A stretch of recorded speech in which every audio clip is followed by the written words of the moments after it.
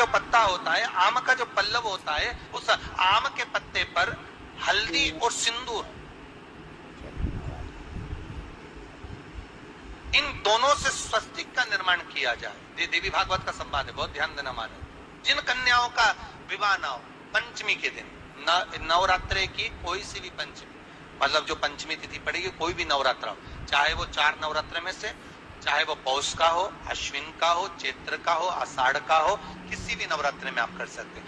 एक पान के पत्ते पर, एक ही पत्ते पर जो 2 स्वस्तिक बनेंगे, एक हल्दी का बनेगा, एक सिंदूर का बनेगा।